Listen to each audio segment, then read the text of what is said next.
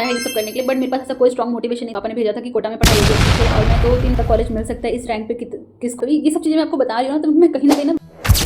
Hello everyone, I am doctor Ruby Yadav. Right now I am doing pathology in AMU central institute and मैं आप लोगों के सामने अपनी पूरी जर्नी बताने के लिए आई हूँ कि मेरा पूरा टाइम कैसा रहा है फ्रॉम द वेरी स्टार्टिंग, बचपन से लेके अब तक का।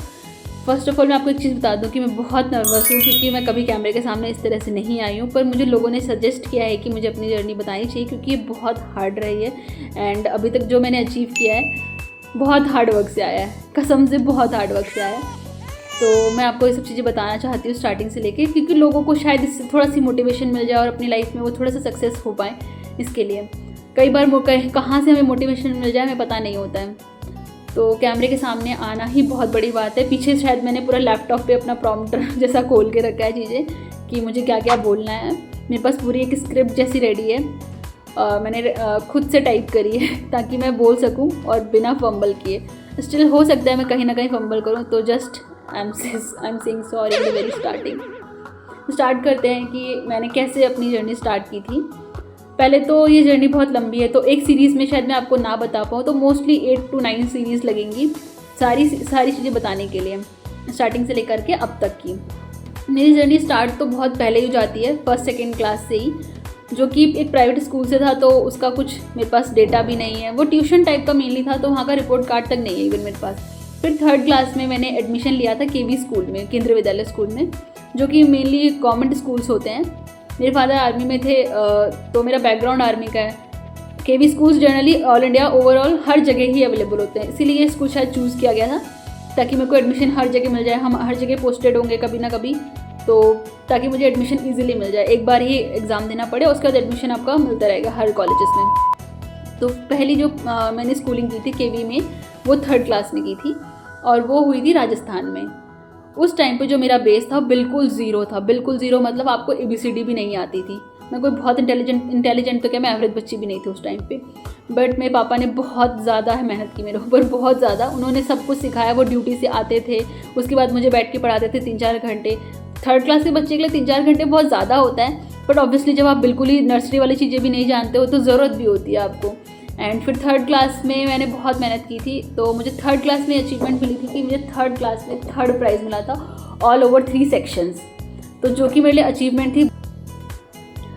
और वहाँ ही मैंने शायद डिसाइड कर लिया था अंदर ही अंदर कि मुझे डॉक्टर बनना है। मुझे नहीं पता था डॉक्टर्स क्या करते हैं बेसिकली, बस हाँ वो ट्रीट करते हैं, एक स्टेथोस्कोप जैसी चीज़ होती है और एक ही एप्रन होता है जिसको कमाने में मेहनत लगती है। बस ये 2 चीज़ें ही मुझे पता थी, बाकी मुझे कुछ भी आइडिया नहीं था कि क्या होता है क्या नहीं होता है। बट मैं एकदम ऐसे एक्साइटेड थी कि नहीं करना तो है तो यही करना है, और मुझे उसके बाद कुछ नहीं पता।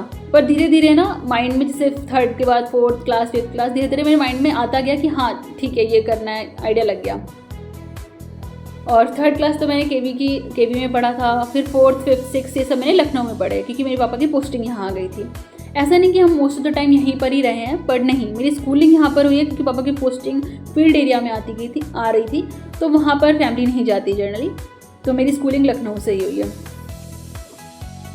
मोस्टली लोगों के पास एक ऐसा बहुत स्ट्रॉन्ग मोटिवेशन होता है ये सब करने के लिए, बट मेरे पास ऐसा कोई स्ट्रॉन्ग मोटिवेशन नहीं था। बस एक ऐसा मान लीजिए एक जिद थी कि हाँ मुझे बनना है, और मैं बहुत एक्साइटेड भी रहती थी हमेशा इस चीज़ को लेकर कि डॉक्टर बनना है। पर मुझे कभी नहीं पता था इसमें इतना ज़्यादा पढ़ना होता है। ये मुझे कॉलेज में आने के बाद पता लगा MBBS में कि बहुत ज़्यादा मेहनत है।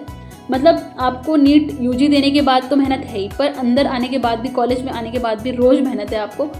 पर हाँ ये है कि प्रेशर नहीं होता। नीट UG में एक प्रेशर रहेगा आपके ऊपर, और अंदर आने के बाद प्रेशर नहीं होता, तो आप बिना प्रेशर के काफ़ी ज़्यादा मेहनत कर लेते हो आपको, और आपको पता भी नहीं लगता। तो फिर से हम डेविएट हो रहे अपने रास्ते से, पूरी जर्नी बताने से। फिर स्टार्ट होता है कि मैं 10th में 11th 12th पढ़ाई करी। 10th में मेरे 9 CGPA आ गए थे, तो उसके बाद फिर मैंने बायो ले ली। जैसा कि डिसाइडेड तो पहले ही था कि मुझे बायो ही लेनी है, पर मेरे मार्क्स भी आ गए क्योंकि मार्क्स के बेसिस पर ही मिलता था। तो फिर 11th 12th मैंने पढ़ी।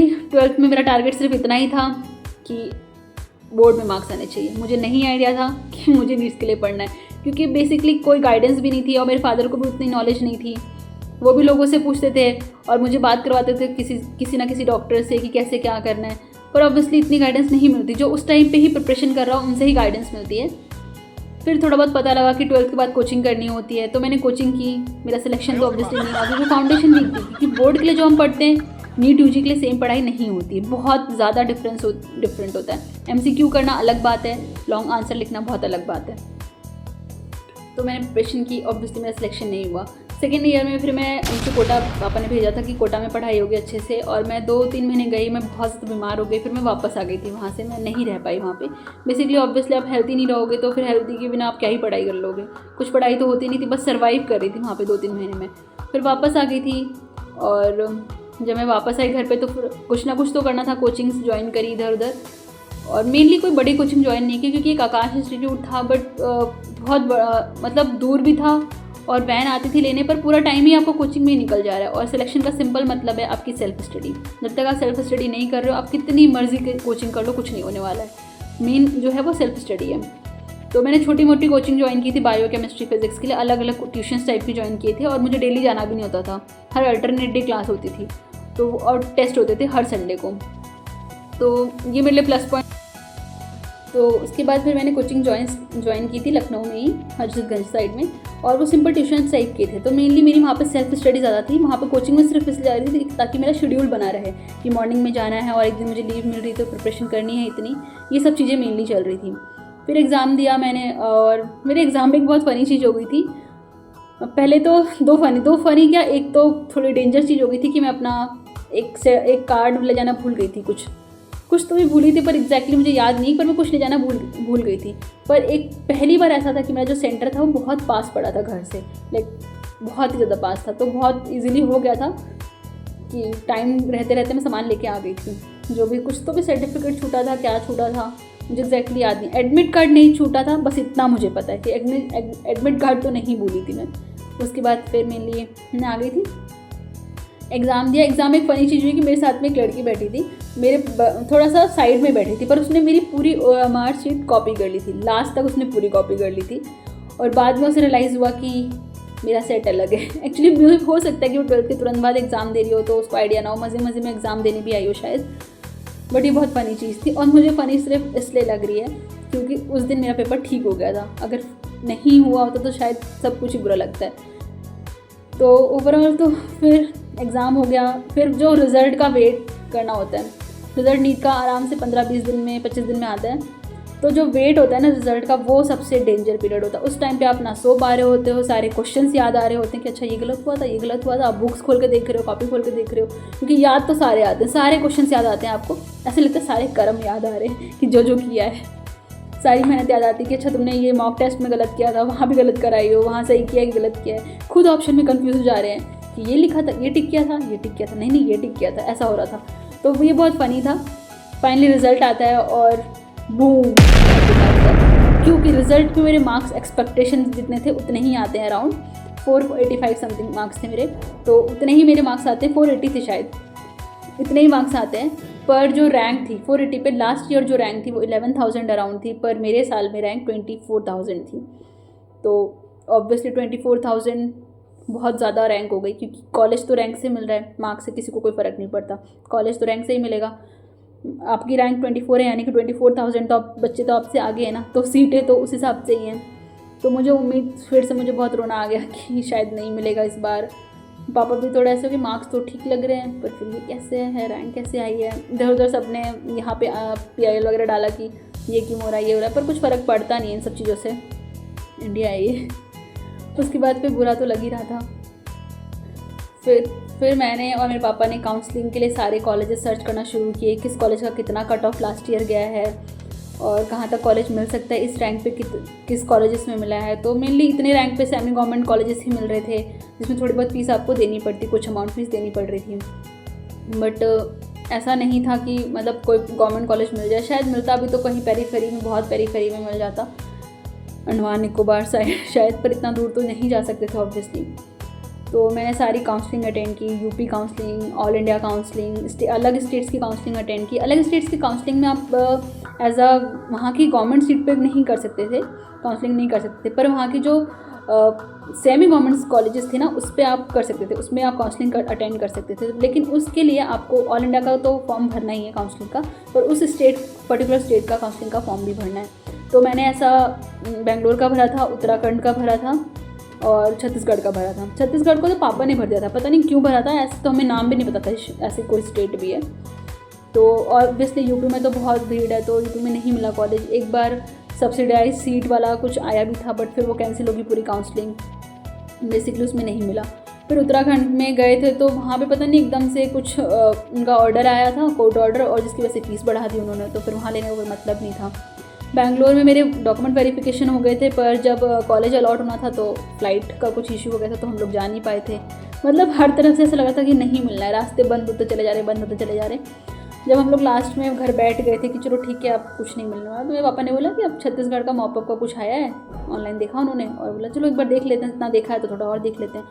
तो बेसिकली उस टाइम हम बेंगलुरु से शायद आए थे घर पे, और हम आए हैं और शाम में मतलब सुबह शायद हम आए थे, और दोपहर की 2 बजे की कोई ट्रेन थी गरीब रथ करके, और हम उसमें चले गए थे बिना टिकट के। हम बैठ के रायपुर आ गए, वहीं पे काउंसलिंग होनी थी छत्तीसगढ़ में, और टीटी से बात करके हमने सीट पे बैठे। और उम्मीद तो नहीं थी, मेरे माइंड में तो ऐसा था कि नहीं मिलना है, अभी तक नहीं मिला तो अब क्या मिल जाएगा, ऐसा वाला सीन था।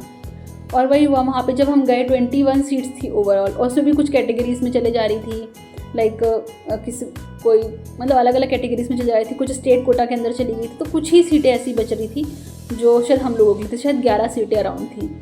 और वहाँ पे लोग अगर आप देखते तो 700 से ऊपर तो लोग आए थे उन 11 सीटों के लिए, तो बहुत ज़्यादा थे। फिर मेरिट बनी, मतलब एक तरह से वापस से रजिस्ट्रेशन होना था मॉपअप के लिए वहाँ पर, उसके बाद अलग से लिस्ट निकलेगी पूरी, फिर उसके बाद आपकी रैंक पता लगेगी, फिर डिसाइड होगा कि अलॉटमेंट होगा कि नहीं। तो रात को 2 बजे वहाँ पे अलॉटमेंट वो लिस्ट निकली, उस लिस्ट में मेरी जो रैंक थी वो 7th थी उस मॉपअप राउंड के लिए, और सीट 11 थी। तो मुझे कहीं ना कहीं तो एक उम्मीद हुई कि हाँ मिल सकता है, पर काउंसलिंग नेक्स्ट डे होनी थी। जब काउंसलिंग स्टार्ट हुई ये सब चीज़ें मैं आपको बता रही हूँ ना, तो मैं कहीं ना विजुलाइज भी कर पा रही थी, अच्छा ऐसा हुआ था। तो काउंसलिंग स्टार्ट हुई तो पहले स्टेट वालों की काउंसलिंग हो रही थी, हम लोगों का जो भी बाहर से लोग थे ना, आउटसाइडर्स जो कि उस स्टेट के नहीं थे, उनकी काउंसलिंग सबसे लास्ट में हो रही थी। तो हम लोग बैठे हैं, सुबह से शाम बैठे हैं, सारे डॉक्यूमेंट्स बनवा रहे हैं, कुछ ना कुछ डॉक्यूमेंट की रिक्वायरमेंट थी।